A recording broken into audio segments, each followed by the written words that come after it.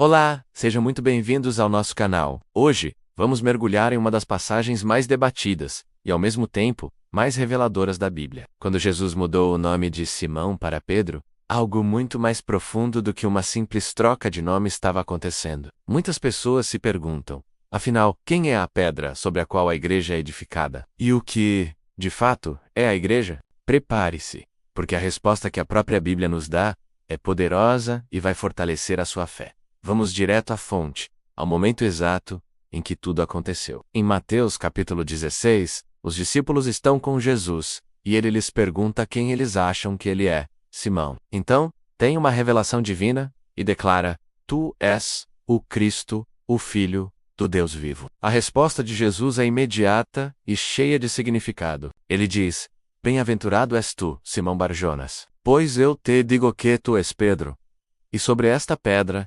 edificarei a minha igreja, e as portas do inferno não prevalecerão contra ela. A chave para entender tudo está na diferença entre as palavras gregas, Petrus, que significa Pedro, uma pequena pedra ou fragmento de rocha, e Petra, que significa uma rocha maciça, um rochedo, um fundamento inabalável. Jesus está fazendo um jogo de palavras genial. Ele afirma a identidade de Pedro como uma pedra, mas aponta para uma rocha muito maior, como o fundamento da sua igreja. Mas então, se Pedro é Petrus, a pedra pequena, quem é Petra, a grande rocha? A resposta não está escondida. A própria Bíblia nos mostra repetidamente. O apóstolo Paulo, em 1 Coríntios 10, versículo 4, escrevendo sobre a jornada do povo de Israel no deserto, diz que eles bebiam de uma pedra espiritual que os seguia, e a pedra era Cristo. É uma afirmação direta, sem rodeios. A rocha é Cristo. Séculos antes, o profeta Isaías já havia anunciado isso. Em Isaías 2, 8 e 16, lemos a promessa de Deus. Eis que ponho em Sião uma pedra já provada, pedra preciosa, de esquina, que está bem firme e fundada. Essa pedra angular, a mais importante da construção, é uma profecia clara sobre o Messias, Jesus. O próprio Pedro, o Petrus, entendeu isso perfeitamente. Em sua primeira carta, no capítulo 2, ele nos exorta a nos achegarmos a Jesus, a pedra viva, rejeitada pelos homens, mas para com Deus eleita e preciosa. Pedro nunca reivindicou para si o título de rocha fundamental. Pelo contrário, ele apontou para Jesus como a verdadeira e única pedra angular. Isso nos leva à segunda grande questão. Se Cristo é a rocha, quem é a igreja? Muitos imaginam uma construção de tijolos, uma instituição ou uma organização hierárquica, mas a visão bíblica é muito mais pessoal e viva. Em Efésios capítulo 2, Paulo explica que nós, os que cremos, fomos edificados sobre o fundamento dos apóstolos e dos profetas, de que Jesus Cristo é a principal pedra da esquina. Veja bem, os apóstolos, como Pedro, são parte do fundamento, mas Cristo é a pedra principal, a que dá sustentação a tudo. E nós, o que somos nessa construção? Pedro mesmo nos dá a resposta em 1 Pedro 2, versículo 5.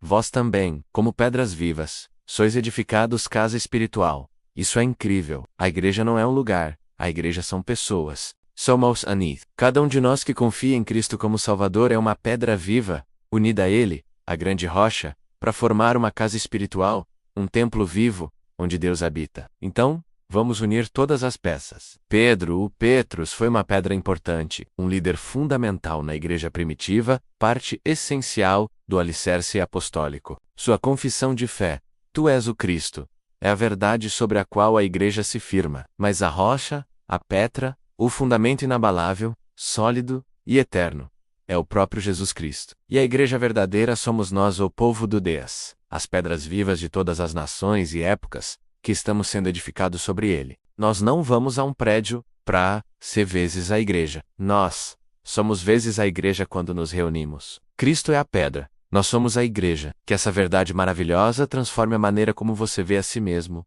e a sua comunidade de fé.